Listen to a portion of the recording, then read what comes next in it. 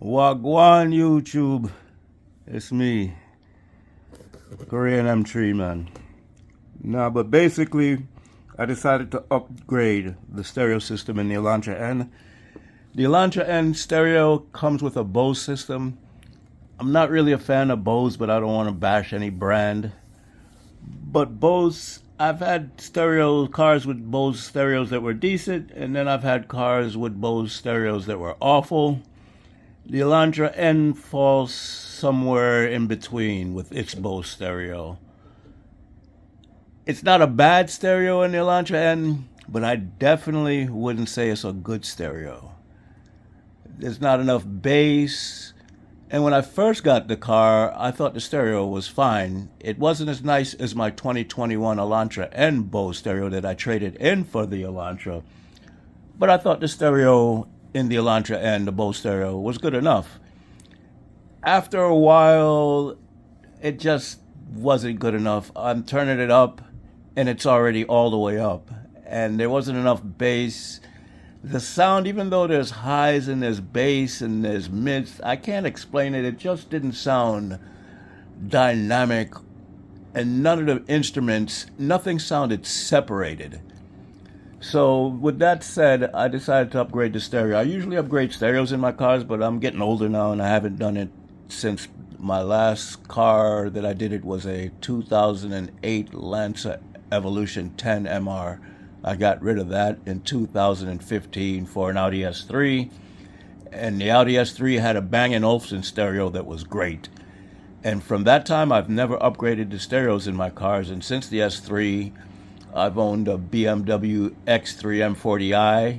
That stereo wasn't good, and I had the upgraded Harman Kardon in that. I've had the 2021 Elantra Sonata N line that I traded in for the Elantra, and that Bose was better than the stereo that I had in the that I have currently in my Elantra N. So with that said, here are the components that I'm going to upgrade the stereo with. I'm going to actually take the camera up and show you exactly what they are physically, but I just want to show you the boxes. So basically, I went with Scar Audio because of price. I'm on a very tight budget, and I really couldn't afford any really high-end component speakers and coax speakers for the rear. So we have these Scar Audios. Those are coax. Those going in the front. The coax actually is going in the back. Those are going in the front. I was correct. And that T35 is actually a center speaker. I had to buy the pair, and that's going to go into the center. Over here, we have a Pioneer PXE-0855, and that right there is a DSP / amplifier. What that does, it'll take the inputs from my Bose stereo speakers, convert them down the line level, so I could pump to my Audison amp. It can also put it right to the speakers as well. This is 25 watts by 6 channels. Right here is my Audison. It's, what is this, 75 watts by 4 and 330 by 1 RMS. And Audison is a real good name brand. And up there is my CT Sounds Tropo woofer. I built a box for that, and I'm going to have 2 of those in a ported enclosure.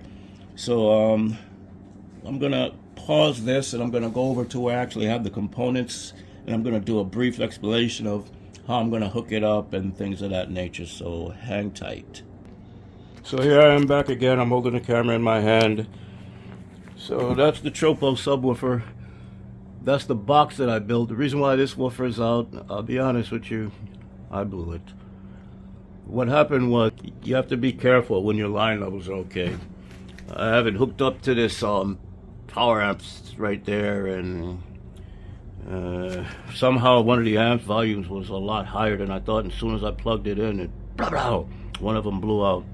So I have another one coming in today, and they're only 80 bucks, and then I had a discount because I told them what happened.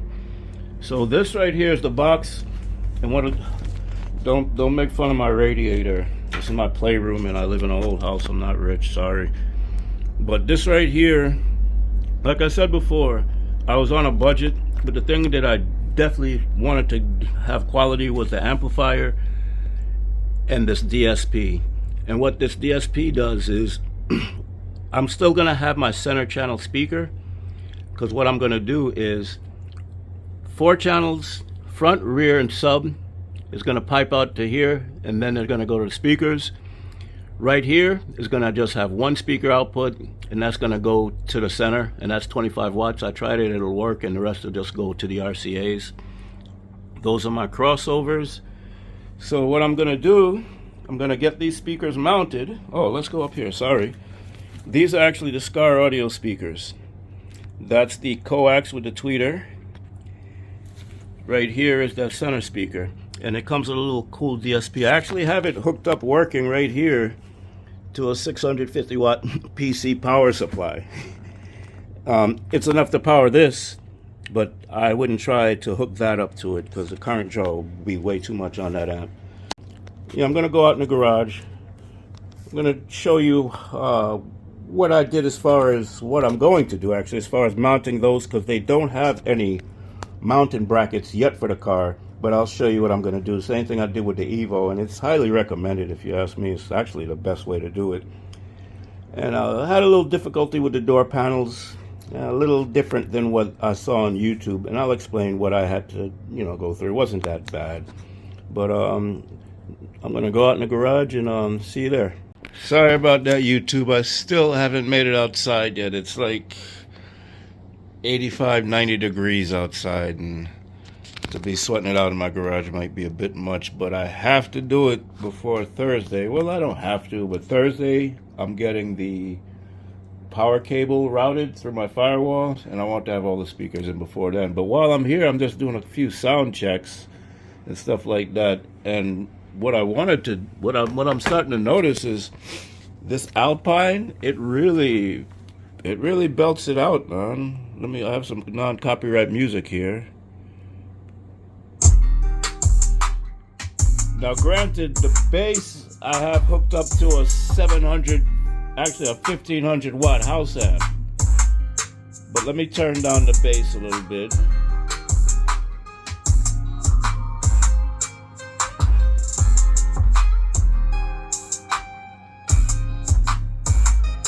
Apologize about my dirty nails. I'm a working man. Come on, go down. Oh, channel 6. Actually, the bass is channel 5. I apologize. Bass is channel 5.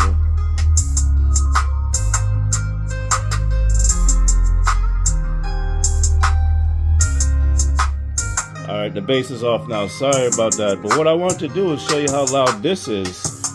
This Alpine unit is 25 watts times 4 channels. So let me go here.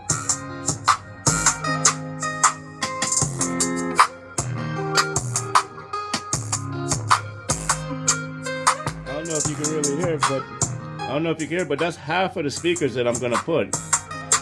So if I'm thinking you can just get by with the Alpine and perhaps just a mono channel bass amp, I'm gonna hook up the I'm gonna hook up the bass amp. Well, not the bass, but I'm gonna actually hook up this speaker to the Alpine to see how that can drive the bass. So hang tight 1 second. All right, I'm back, YouTube. I decided to solid mount the camera so it's not shaking all over the place. Right now, I have it hooked up, the subwoofer hooked up to the Alpine. Again, I apologize about my dirty nails, but it is what it is. So right now I'm gonna play. Go to EQ. Well, sorry, go to channel. That's the bass channel there. We'll see, okay. Wow, it actually drives it.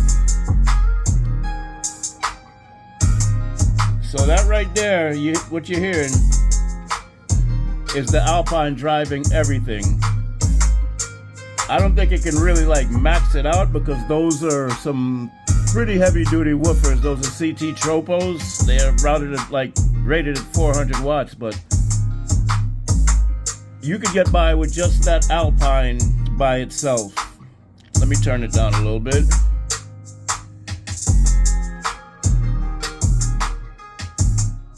And while I'm here, the cool thing about this is like you could go here and you can mute any speaker. So if I just wanted a bass, I mute out everything right there. You hear the bass like, because I turned it down, but you can hear it. And you can just turn on one speaker, the center speaker. Come on. That's strange. Center speaker not on? Hold on. Let me pause. I am so stupid, people. I am very stupid. Remember, channel 5, I had it on channel 6 and I was trying to turn it down thinking that's the subwoofer.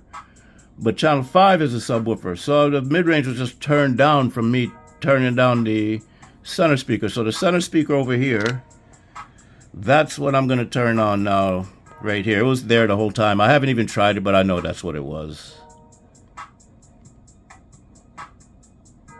Come on. Yeah, this could be, you hear it? So let me just do the center speaker by itself.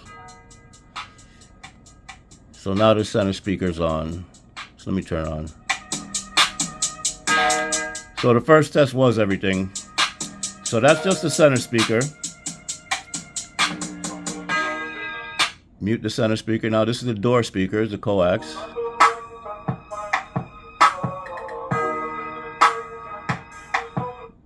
No, component, not coax, sorry. This is the coax, which is going to be the rear.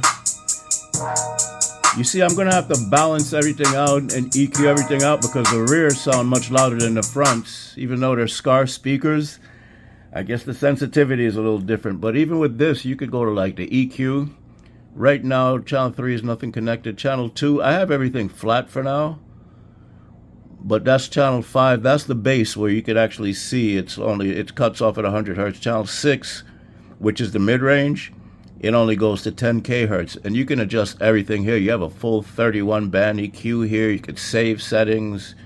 You can do a lot of stuff. And these are the channels again. So let me just press play again. Let me unmute everything. And the bass. I'm really, wow.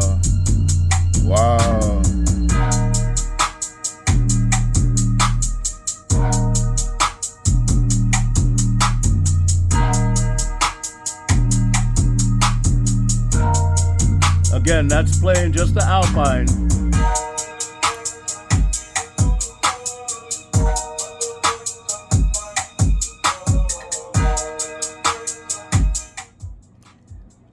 I mean, that's it. You can control everything from your phone. You can actually plug into a PC app. That's with the Alpine. So I just wanted to share some of those features. I still haven't went outside to do the door speakers yet, but I just wanted to give a quick sound test. And if anyone wanted to just purchase the Alpine, you could do that.